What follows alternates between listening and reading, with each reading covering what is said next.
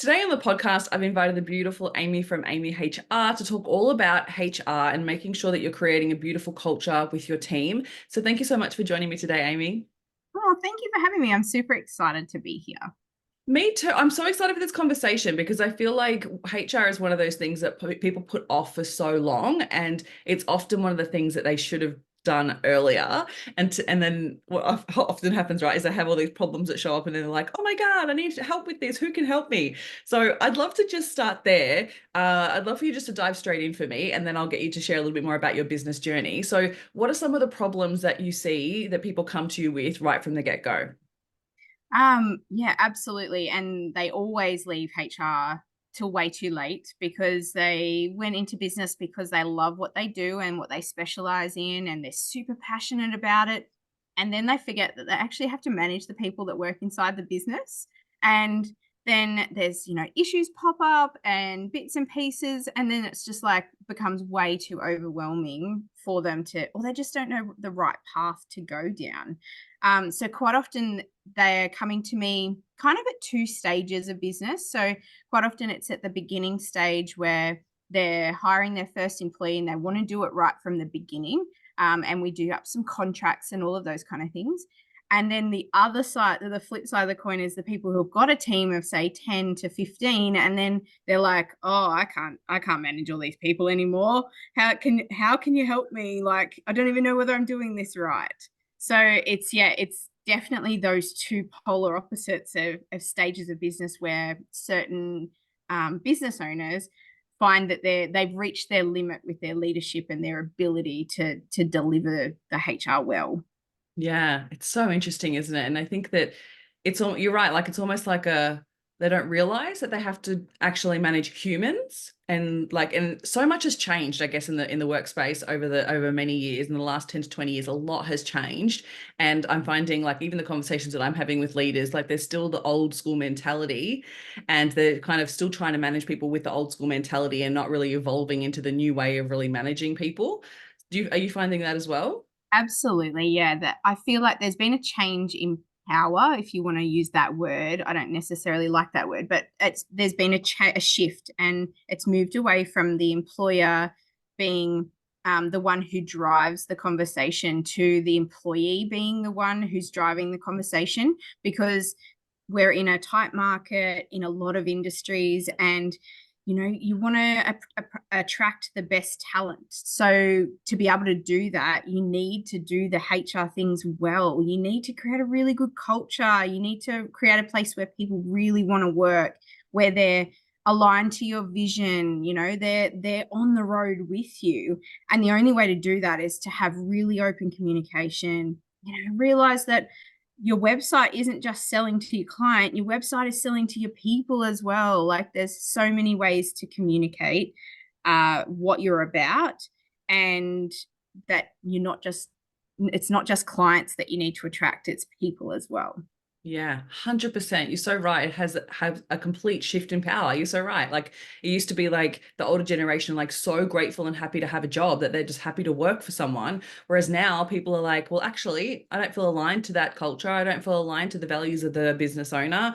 I don't like what that company's doing with regards to their manufacturing. Like, they're really looking beyond not just getting a job, right? They're really wanting to find somewhere that they belong. Would you Yeah, agree? absolutely. Absolutely. There's so many conversations and data out there now that is saying that, employers still think that money is the most important thing to a person. And employees, the results are saying that the very opposite. Right. They want to be seen as a human. Like, you're not just a person who's there for 8 hours, you're a whole person who has pressures outside of work, who has a family, who has to do drop offs and pickups, who has elderly parents that need to be looked after, and all of those combination of things. And it's the organizations who see those people as whole people, they're the ones who are moving forward in leaps and bounds. Love that. So good. And so tell me, and this is not just for like big organizations, right? I think we need to like caveat this that if you're a business owner listening to this and you have one or two team, this also relates to you. So are you noticing even with the smaller teams that they're being like, even just the way that they're hiring is changing? Absolutely. I think hiring it was we hired for skill. We always hired for skill and based on whatever qualifications a person held. But so much so now we're moving towards hiring for those personal attributes because a lot of skills can be taught. So you really want a person whose values align with your values of your organization, that are aligned with the way you work with your clients, the way you communicate, the way your culture is and what you value, and all of those things all roll in, and it's the alignment between the person and the business that is so much more important, because you can teach them your way of working. You've built a business that is amazing because of the way you do things. You can teach them that. But bring a person in that you're going to work really well with, that you vibe with, that you really enjoy being around for 8 hours a day. Yeah. You know, you're often spending more time with the people at work than you are with your family sometimes. So it's really important that, especially as a business owner, that you're working with people that you love being around. I love that. I love that you consider it from that perspective. Often it's not something I've ever heard before, like actually hire based on the person and whether you like them or not. How funny. So tell us, how did you get to this stage? So tell us a little bit about your journey and what you do now and who you help. Yeah, it's a really funny journey I've been on. Back in school, I was in scouting movement, and I actually did a research project that was like looking at what jobs you might want to do when you're older. And HR was one of the things that popped out to me. I went then straight from school into doing a business degree, and I did HR straight out. I got approached wanting to do things like statistics and all those kind of things because I was good at it, but I didn't enjoy it. So I definitely enjoyed the people stuff. So I worked in HR for a while, did recruitment, not my favorite thing. I don't love it. So that was my evolution. I worked through to a generalist role, took a little mini career break and career change when I had kids. And then I've come back with so much gusto and passion about doing HR differently, not being about the fluff, make it about, action and impact and all of those kind of things that are so important, because small businesses, so many of them fail in the first 5 years. And if only they knew how to do HR better, it can really contribute to the success of their business. Yeah, absolutely. So what part of what you do now do you love the most? I love working with my ongoing clients the most. So I work on a retainer basis with varying industries and size businesses, but I really get to invest in them. I really get to be involved in their growth and work towards their overall mission and goals. And it's always changing. It's never the same. That's probably the part that I love the most. And I get to make huge change. I just recently employed an EA for 2 directors who had not had any direct support, and now the impact that I'm seeing having that person in the business is just life changing for them. It's taking so much pressure off them in their personal lives because they're not having to do all the admin stuff anymore. They've got that support all the time. So it's those impacts and changes that I really love doing. And was that something that they hadn't considered, that they were just trying to do all things themselves and they didn't even think to hire in that space? I think so. They had admin support on a kind of part-time basis, but I think moving to a full-time person, it was a conversation. I was like, you're not reaching your goals, your personal goals. Like, one of the partners that business wanted to take a little bit of a step away and follow their passions, and not having that support within the business is something that was really impeding her being able to do that. So I feel like having those conversations, and I meet with all my clients on a monthly basis to find out what's going on, where are we heading next? What are we working on? All of those kind of things. And during those conversations, you have so many light bulb moments of like, oh my God, we just need to do that bit now, and yeah, it's so rewarding to see them taking on the things I've said and really making a change. Yeah, love it. So good. So let's go back a little bit. When's the best time to be bringing HR support into a business? I have this conversation with so many people, and I would love every small business to have access to HR support when they're hiring their first team member, because it will enable them to protect their business and create contracts that are actually for them, not just for the employee. It sets them up really well for future to protect their IP and all of those kind of things, and create a really open and transparent relationship between the employer and the employee. But it also creates a roadmap. I guess having those conversations early on really allows me to outline to them what the best steps are for them. We do the contracts, and then we work through and do the policies and procedures, and that allows you to onboard your employees really, really effectively, which creates an amazing employee experience. So I think I would love every small business to have that support in the beginning. I understand there's cost associated with that, and sometimes they don't see the value, or they just look at HR like, oh, it's way too expensive. We'll never be able to have a person. And I had conversations on the weekly that HR support doesn't have to be super, super expensive. It's an Yeah. investment, but it doesn't have to, it's not going to break you. And the clarity you can receive for a few $100s is probably going to really drive and support your passion to move forward. Love that.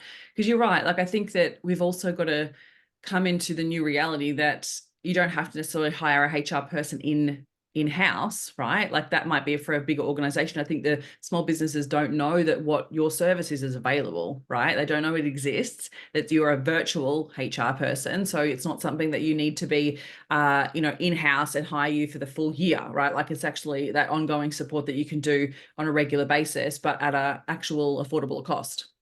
Yeah, absolutely. Like an in-house HR full-time person is like 85 or $90,000 a year. And a Probably small 100 business, now. or 100, depends on your location, but it's just not affordable. But having a part-time resource that that you can access whenever anything goes wrong, you can give them a phone call, you can talk to the same person every time, you can get really qualified, best practice advice. It just takes so much, it gives them so much calm, it takes away that overwhelm. I love answering those phone calls from my clients. I'm a generator in human design, and I love to respond to whatever challenge is thrown at me. So I really, really thrive off finding the answer and Yeah. finding the right And solution. And best to go to someone who actually has the level of qualifications that you have rather than jumping into a Facebook group and going, oh my God, I've had this team member do this. What's the next? What should I do? Like, the amount of posts that I see in Facebook groups literally asking for advice around team management or HR is absolutely ridiculous. Like, why would you go there for advice for that type of thing? Like, you could set yourself up to really have some problems. So, like, what are some of the things that you see HR mitigating? Like, what problems do you see HR helps to mitigate? Oh, I see it mitigating things like turnover and people leaving, and then making claims back on the business. The unfair dismissal rules are very, very complex. So managing that process really well can save you thousands and thousands and thousands of dollars. Yeah. Um, HR helps you create a great culture in your business, and I'm all about the culture warrior in a business. So you want to have those people who are really living your culture, your mission, your vision, all of those kind of things. So we can help. You kind of put your new people with that person, and then they kind of absorb the ways of working in your business. So those kind of things really can assist in the growth of your business long term, to create that feeling that you want your clients to have in the business. Also, policies and procedures, they sound really, really boring, and I don't enjoy doing them for my own business, but they're really, really important for all businesses to have, a way of working. Like, and you need to make sure that they're fully reflective of who you are and what you do. And that creates that consistency across all of your employees. So Mm. everybody gets the same piece of information. They don't have to come and ask you the 1,000 questions, the same question over and over and over, because it's all there. It's all there for them to access. Yeah. I'm a big believer of like over communicating. And one of the things I often teach clients that I have that have businesses, and I've managed people in the past as well, and I'm obviously having an understanding of human behavior, I often see things like I see the underlying reason why an employee might be having some problems. And so I am such a big believer of making sure that you're communicating with absolute certainty. And I know that you often talk about this with regards to like kindness and politeness, because if your employees don't know what's expected of them, you cannot expect them to do a great job in the way that you want them to do a great job, or to think like you and act or make decisions like you. And a lot of the time, business owners are hoping, wishing, and praying instead of communicating, right? So what's one of the things that you always like to share with your people that are like having that challenge, or how you onboard that client really, sorry, client, onboard the employee really well? Yeah, absolutely. I think it's so important to be be able to communicate to your employees even in the hard times, because sometimes having a hard conversation, it's probably one of the things I coach my clients on the most, is the best way to communicate, either via writing or in person, and the things that they need to say, because sometimes they would really rather push it under the rug and Mm. think that it might resolve it itself. And I think that making sure that you're looking at that whole person, that you're delivering whatever communication you need to do with kindness, is super, super important. One of the people that I follow, Adam Grant, he is an amazing, amazing thinker. And I recently went to one of his seminars, and he said that one of the best things you can do is, one, show that you can take feedback on and that you action it, but also show that you can deliver it to your people with kindness and the promise that you know that they can deliver. So you Mm. need to show them that you believe in them, that they can do the things that you're asking them to do, even if it feels challenging in the moment.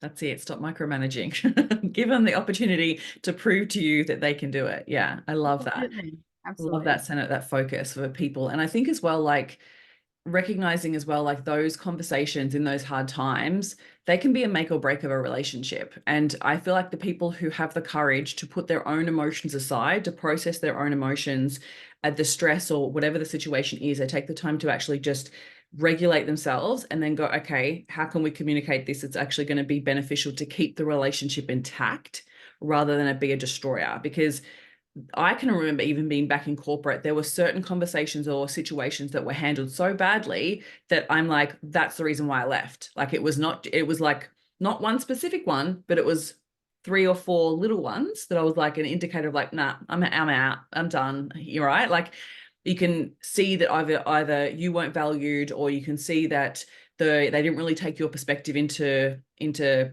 consideration. They didn't take the time to communicate the changes. Like one of the biggest things I see as well, right, is that change when they go and make a change in the business. And if you don't communicate to your team why you're making that change, you cannot expect them to get on board.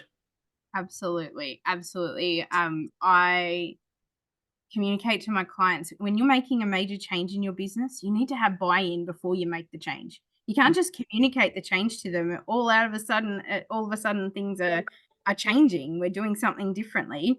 You need to make sure that you're preempting it, and having those open conversations about why we're doing what we're doing, and where we're going, and what the long-term goal is, and how it's pushing us towards our vision, and all of those kind of things. Over communicate to them, because they feel ready to ask you questions as well during the process, and it might make you think about something that you hadn't thought of through the Yeah. process. Yeah, like how many times, like if your team members are on the floor dealing with customers, they may have some incredible ideas that if you don't take the time to actually uncover and allow them to actually share that, you're missing out, right? Like you can't see absolutely everything. No, absolutely. So we all ask for testimonials from our clients. Why are we not asking that from our employees? You know, why are we not doing exit interviews? Why are we not having that conversation as to why the person has chosen to leave? There might be, it might be completely personal, but there might be like little nuggets of things you can change in your organization that's going to reduce the 100%. amount of people leaving later. Yeah, 100%. Oh my goodness. And I think sometimes like there is a fear of conflict or a fear of, like, you're right, what you were saying before, like being, if you're not able to actually receive the criticism or feedback. So what's some of the advice that you would give to for business owners when it comes to receiving feedback or criticism? I think you need to take the time to process it, because sometimes it can hit you in the heart. And because you're so invested in your business, it feels like an attack Mm, on your business. And it may feel like an attack on you personally as a leader as well. So sometimes I think it's really important to not respond instantly. I think you need to sit with it for a little while, because no one expects you to respond instantly. And I've had to learn that over my business journey, that when I receive feedback that which I never used to receive really, really well, I've had to learn how to sit with that better, and how I can then turn it into a growth, a growth path for me mm, from what I've been told. So I think sitting with it before you respond is really, really important. But I then think openly communicating how you've received that and how it made you feel and how you think you can change is really important as well. So so many leaders don't actually, you know, say or show that they can receive feedback. mm, Um, there's so many people who, I'm the leader, I've done my time, I'm here, you know, and they think their role is certain, always certain. But not everybody develops really good leadership skills, really, you know, through their journey. And sometimes you become a leader before you're ready. So I think all those pieces of feedback are really, really important to guide you to be a good leader, and receive that feedback in a really, you know, gentle way. I guess you got to be able to be gentle with yourself and yeah. realize you're only one person, and but it's about how you behave afterwards that's really important. Love that. So it's like showing vulnerability as a leader. So then people can still feel connected to you and that it's a two-way street. It's not just Yeah, like, otherwise it's almost like you're giving feedback to a cold, like, yeah. absolutely, absolutely. It just, you know, showing that you can receive feedback in the right way and in the right context, I think it will make you seem more human to your people. You know, that you're just like them. You need to show them that you're just like them. None of us, you know, we're in organizations where quite often it was very hierarchical, and very much it's flattened out over time. So I think it's very, very important for all of us to realize that no matter what position you're in an organization, we all have the same 24 hours in a day. We interact with so many people across that day, and that it's how you communicate with those people that is really perceived over time. Mm, right. That long-term relationship and having that focus for them so that they feel a part of something. Because if you actually take on board someone's feedback and implement it, do you know how validated they feel? Like they feel so validated. They're going to be much more invested in the growth of your business because you're allowing them to be a part of it and be involved, right? Like that's obviously going to help with culture. Absolutely, absolutely. They become more invested in your business when they've been a part of how it's being built. There's so many conversations I have around the newer people getting squashed in the organization, or not feeling like they have the ability to put their views forward. And I think that creating an environment where everyone's views and everyone gets a turn is so important, especially if you're looking at major change in the business or transitions, or you need a new innovative idea. It's so important for a leader to stay silent some of the time Mm, and really listen to what other people are saying, so that they can, you know, really get good ideas. The newest person could be the person who has the yeah. best ideas, because they're coming from an outside perspective. Right. And they may have had other experiences that you've never had, and they might bring something in that can change the game. Right. Like I love that. Love that. And I think as well, like I like to I like to consider the concept of like, when people are invested, they're more likely to support the growth of the business too. So they're going to come to you with ideas to support the growth. But also, like, when it comes to you receiving that feedback, I always like to come back from the perspective of what are the facts and what are emotions. Because like you said, when it is our business, we're so invested emotionally that it can be really hard to receive that feedback or criticism. But and sometimes it depends on the situation. Like if it is a heightened situation, then maybe the employee is also sharing the feedback from an emotional space, right? Which is really hard to navigate. And I think that's why it's so key that you get the support to be able to have like someone else that's completely outside of the situation to be like, okay, what are the facts? What do we know? What can we work on in order to improve this? Because otherwise your emotions might cloud and then you're responding to the employee's emotions. And that's just an emotional storm, right? Rather than actually going, well, hang on a minute, there's really legitimate feedback in that. Like, let's actually take that feedback on. Like I actually had this recently with a client and she had some negative feedback and I was like, okay, I know it's hard to take and I want you just to take the day. And I said exactly what you were saying before, like just take the time to process your emotions, just sit with it. Just be okay with just sitting with it. You do not have to respond immediately. And she sat with it for the day. The next day we came back and was like, okay, what's the actual facts here? What do we know? And how can this be beneficial for the business? What can we take from it? And you also don't have to take it all, right? Like you don't necessarily have to take all of it because at the end of the day, you're the business owner. You get to choose what you want to take on board and what changes you want to implement. Absolutely. And there could have been circumstances in their life, in your life. We're all human as well. As a service provider, there are things that are going to impact us and the way that we deliver over time. And that's because we're all human. We've all got stuff going on in the background that not nobody probably inside of your business always knows about. So I think you need to sit with that for a moment and realize the other person's human as well. They might be going through something. So that's where they're delivering from an emotional point Mhm. of view. So that's when it's really important. I find that me being involved in my clients' businesses in that way, I'm like that gel, I guess, that or the clarity that they need to draw that back, pull the emotion out. Because I'm not, I'm invested in their business, but I'm not emotionally invested in Yeah. their business. So Yeah. I can provide, that separation, I guess, between the facts and what we deliver and how we can move forward, Yeah. and it's like, the sun rising and you create that clarity, I guess, of moving forward. 100%. It's invaluable, absolutely invaluable. Because, like, it can feel like sometimes when you get that negative feedback or have a terrible situation with an employee, whatever they're doing that could be negatively impacting the business, and it can feel like the end of the world. Like, it can feel like the worst thing that's ever happened to you. And you take it so personally, and you take it to be a personal attack and a business attack. And having someone come in and go, well, actually, it's not that. Let's look at it from this perspective. And then you're like, oh, right? It can Absolutely. change the whole way that you respond. Oh, absolutely. I personally, we've all worked under bosses who have not communicated well in the past. I had a really terrible work situation that I went through, and being in HR, you would think we would avoid those kind of things, but it doesn't happen. We still have bad situations as well.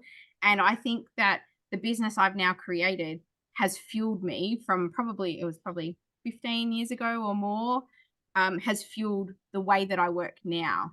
It took me a long time to process that, but I realize now when I look back that the things that I do now and the way that I am probably all come from living through that situation and knowing that I was never going to be like that person. Yeah. I was never going to live bitter, or because I was provided bad feedback, I was going to take feedback with grace and work out how to move forward or why the situation arose. And I think having that clarity then allows me to do that for my clients as well, because I'm always coming from a people focus and that every person is their own person. But there's ways that we can move forward, that no matter what the feedback is, whether it's good or bad, usually the bad is where you grow. You can't grow 100%. usually from good feedback. It's the yucky stuff that you need Yeah.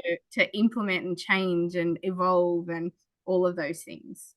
And it's sometimes like you need to have a really hard look at yourself, right? Like I've been leaders of teams of 20, and I've had challenging times like that before where I've been accused of bullying once, right? And I'm like, what? Like it made absolutely no sense to me. I was like, at what point, like what even is that? Like I don't even have no concept of what I could have possibly have done to create that. And it was a freaking hard, challenging situation, but it was a really good hard look at myself to be like, okay, so how am I presenting myself in the workspace, right? Even though I might be stressed or I might be focused on certain things to grow the business, that's not the employee's fault. Like that's not the employees. They don't have to. They shouldn't have to deal with that. I need to be showing up in the way that is going to support them to have their fullest potential. And so it was a really beautiful way of going, oh, hang on a minute. I'm not leading the way that I would like to lead. And it's time to actually change some of the ways that I go about things. And even though it was extremely hard, you're right. It was that growth opportunity to be like, oh, hang on a minute. I could be doing things differently, and making those changes and then seeing the impact that that had. I was like, holy hell, I did not even know I was showing up sometimes to work super stressed. And I've obviously come so far. This is like probably 20 years ago, but like I remember literally like going, I was showing all of that stress in my responses, in my reactions, in the way that I was presenting myself in the workspace. And probably from a place of like, almost like I wanted other people to see how stressed I was. But that's not the employee's fault. They should never have to care about your business as much as you do. You need to consider your business, your clients, sorry, your employees as real people, like you said, as a whole person with all different parts of life experience, and see them as a human and work with them to support them. And I think that that's a beautiful way to look at that leadership piece. So I'd love to know, what is something that you would love leaders to know or business owners to know when it comes to building that culture? I think that they need to start with themselves. Are you doing the things that you want your employees to do? Are you demonstrating the things or the cultural values of your business? Are you doing it on the daily? It's not something that we do and then it's done, we communicate it and it's over. It's something you need to live every day. You need to be behaving in the right way. You need to be communicating in the right way. You need to be involving your employees in the right way.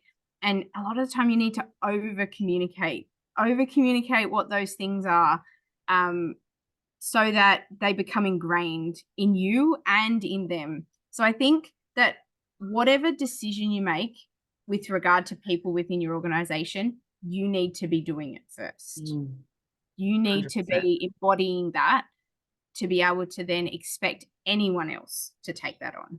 Love it. And I think you also talk a lot about like sharing your vision and values. Yeah. So that's obviously key when it comes to culture.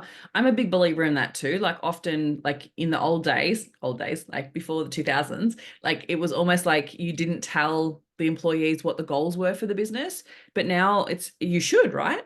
Absolutely, all the time. It should be part of.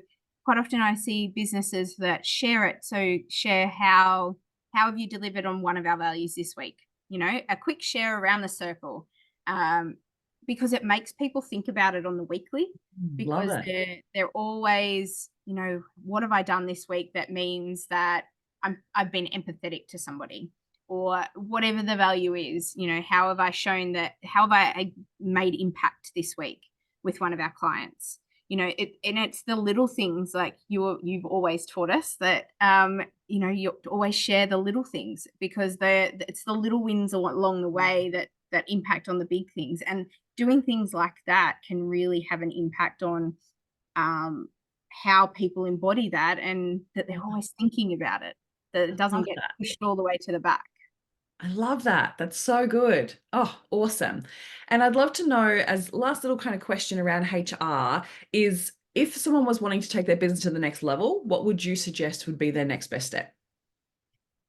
I think if they haven't had HR support, they don't know what the experience is like. And I think that, doing a bit of a reset is always a good step. So where it sounds, HR audit sounds yucky, but it's really important to really work through all of the key points inside your business to work out, one, whether you're compliant with the minimum requirements.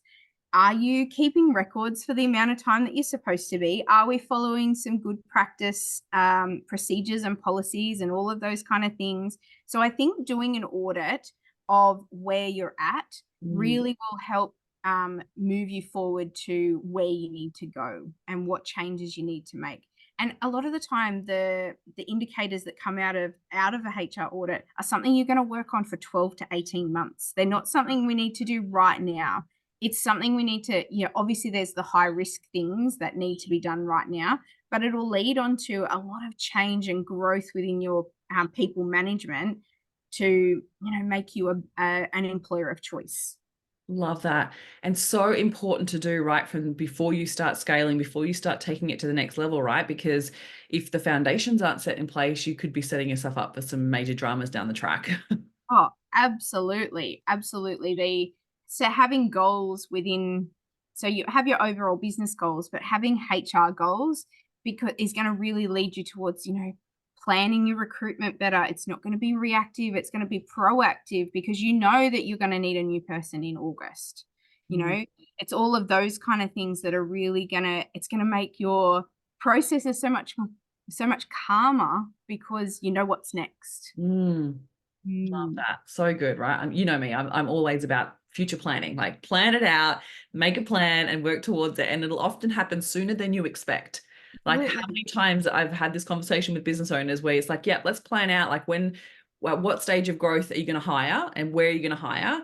And what do you need? Like, who do you need on your team? And often, like, just planning that out, and they go, oh, yeah, probably 6 months, maybe 12. And then before you know it, it's like 3, 4 months, and they're like, oh, God, I've got to hire now, right? It's that intention that you're putting out to the universe, but also your intention in how you're going to grow and scale the business. And team is a huge part of that, no matter what type of business you run. Yeah, no, absolutely. Absolutely. It's so, so important to plan where you're going and how you're going to get there. And, what do you need to have done in the background that's going to support a really clean process for that to happen? So, do you need to write more job descriptions? Do you need to create new roles? Do other roles need to change to be able to bring that person in? Do we need to redesign how we're doing things? There's so many conversations that you can have in advance before you hit go on a job advert. Yes.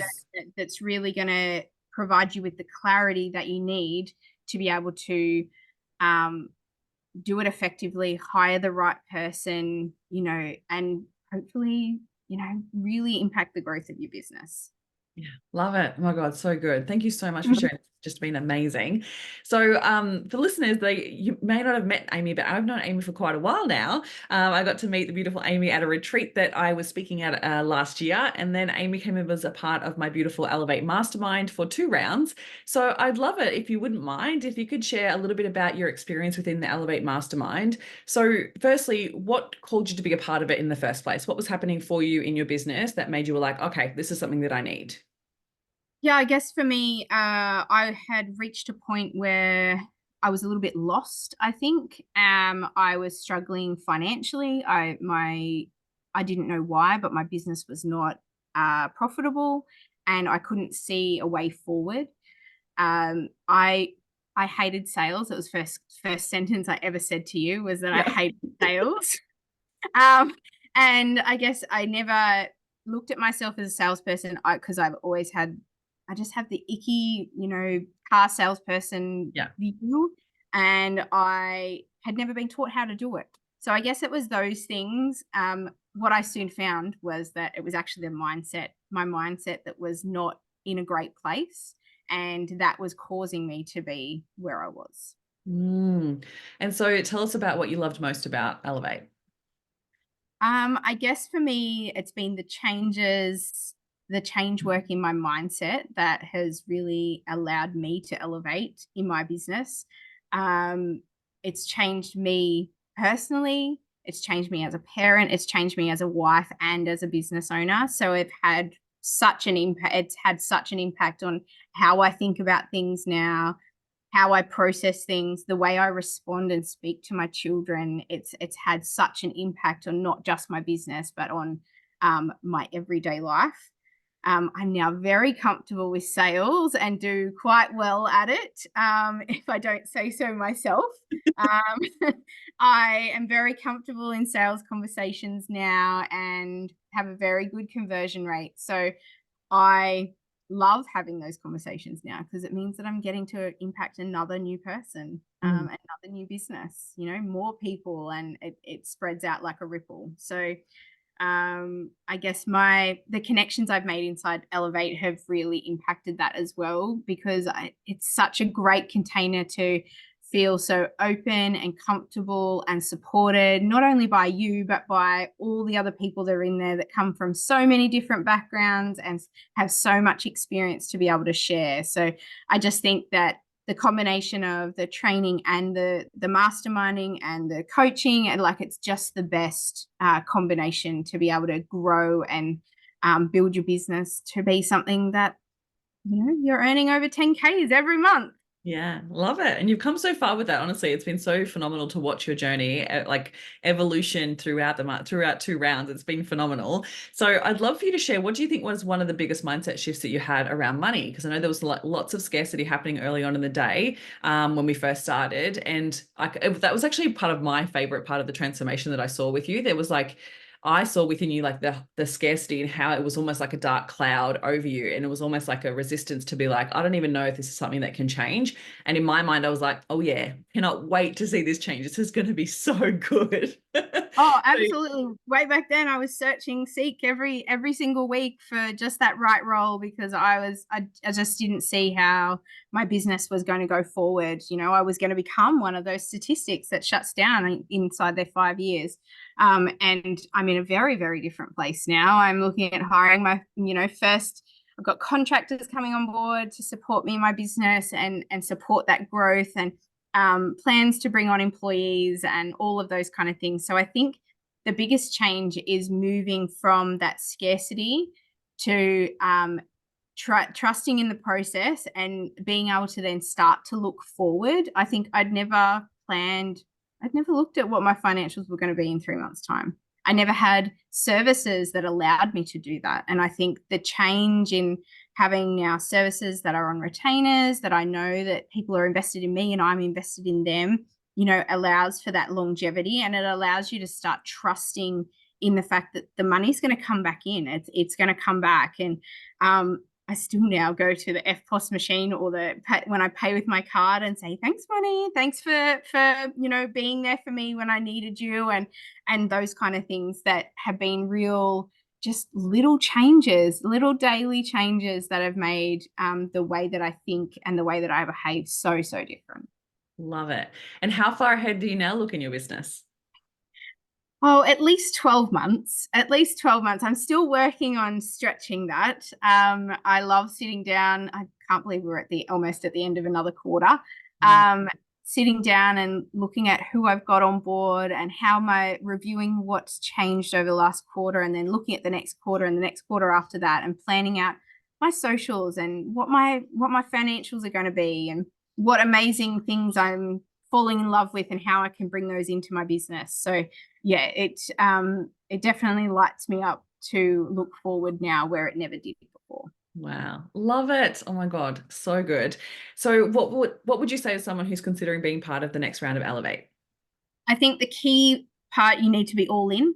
So you need to be committed to the process. You need to be committed to doing the work. You need to be committed to putting the time aside to do it, because that's where the greatest growth is going to come from.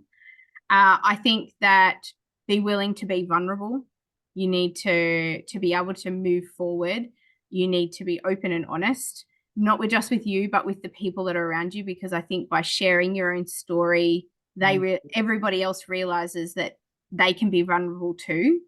So I think that's really, really key.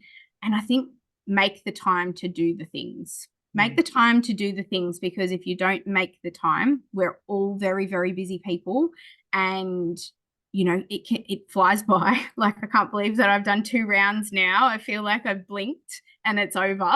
But there's been so much growth and so much change in that time, purely because I scheduled time to do it every week.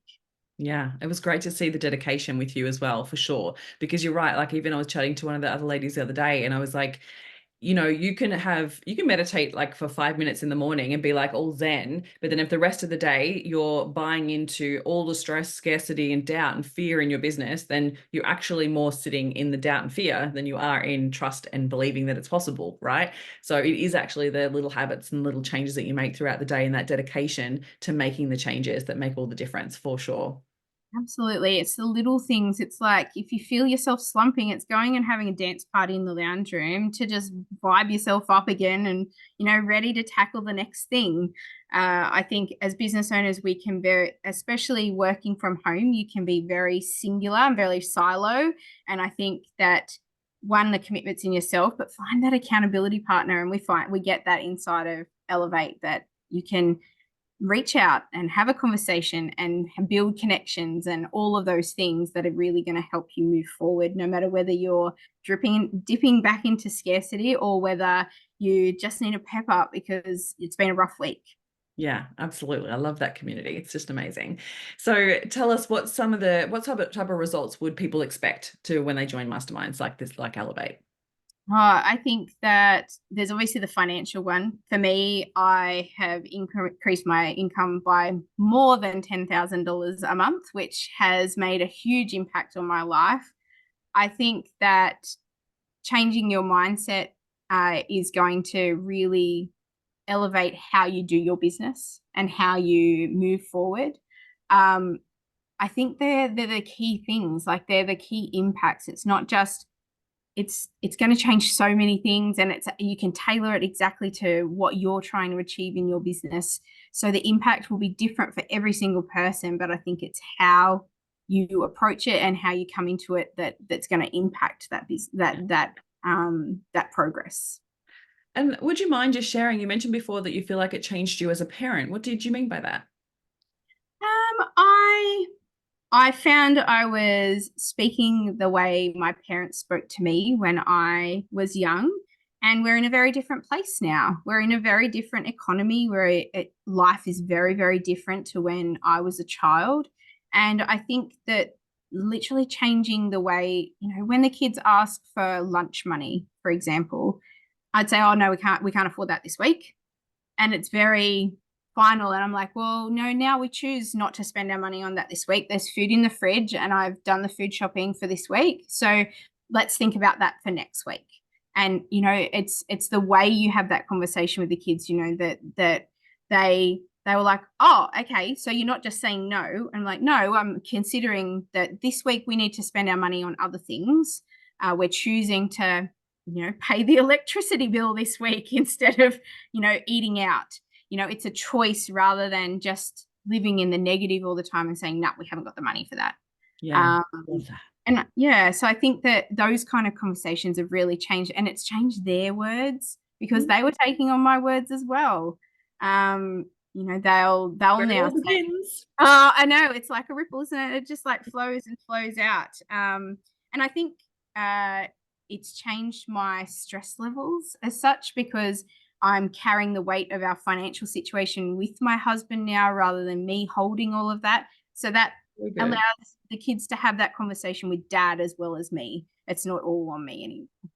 Oh, that must feel so much better. That's awesome. Absolutely. Yes, it's such a relief. And having those open financial conversations, I think, has really changed the way we do things, the way we're making decisions. We're making huge changes in our personal life right now.